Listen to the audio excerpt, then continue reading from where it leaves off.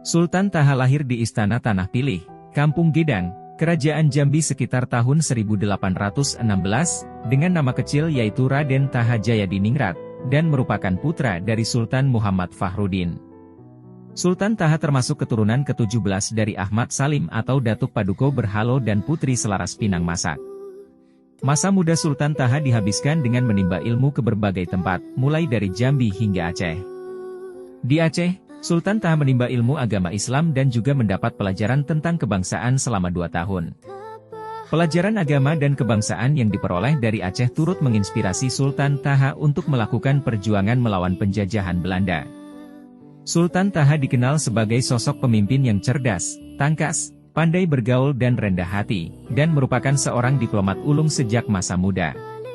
Saat berusia 21 tahun, Sultan Taha mendapat tugas untuk memperkuat hubungan dagang Kesultanan Jambi dengan Malaya, Singapura, dan Patani. Perjalanan tugas ini rupanya membangkitkan kesadaran Sultan Taha tentang kondisi rakyatnya di Jambi yang tertindas oleh Belanda. Selanjutnya Sultan Taha bertekad untuk memperbaiki taraf hidup rakyatnya, dan mengusir Belanda dari bumi Jambi.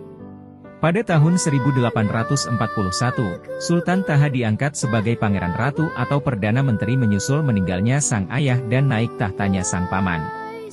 Posisi baru itu dimanfaatkan oleh Sultan Taha untuk memulai misinya membantu rakyat agar mencapai taraf hidup yang lebih tinggi dengan cara memberantas buta huruf di kalangan rakyat. Sidang Dewan Menteri yang dipimpinnya mengamanatkan agar seluruh rakyat bisa baca tulis huruf Al-Quran. Selain masalah pendidikan, Sultan Taha juga memperhatikan masalah ekonomi dengan memperluas pertanian dan perkebunan di Jambi.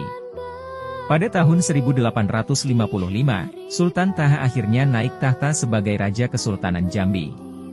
Pada tahun 1858 Sultan Taha memimpin rakyat Jambi melawan Belanda dalam sebuah pertempuran sengit di Muara Kupeh. Sejak saat itu, perjuangan Sultan Taha dalam mengusir Belanda terus berlanjut hingga tahun 1904. Dalam menjalankan misinya ini, Sultan Taha mendapat dukungan penuh dari rakyatnya, dan Sultan bahkan bersumpah di hadapan rakyat, yang dikenal sebagai Sumpah Seti Setia. Perlawanan yang dilancarkan Sultan Taha sangat merepotkan Belanda, yang kemudian melakukan penyelidikan yang dipimpin oleh Snow Kurgronje untuk mencari titik lemah Sultan Taha. Snow Kurgronje adalah penasihat pemerintah Hindia Belanda untuk urusan Bumiputera. Penyelidikan yang dilakukan salah satunya adalah dengan mengungkap tempat persembunyian Sultan Taha, yaitu di Sungai Aro, dan Belanda pun melancarkan serangan mendadak. Pasukan Sultan Taha yang terkejut oleh serangan mendadak Belanda berusaha menyelamatkan diri ke hilir Sungai Aro. Namun, Sultan Taha gugur di Desa Betung Bedarah pada tanggal 26 April 1904.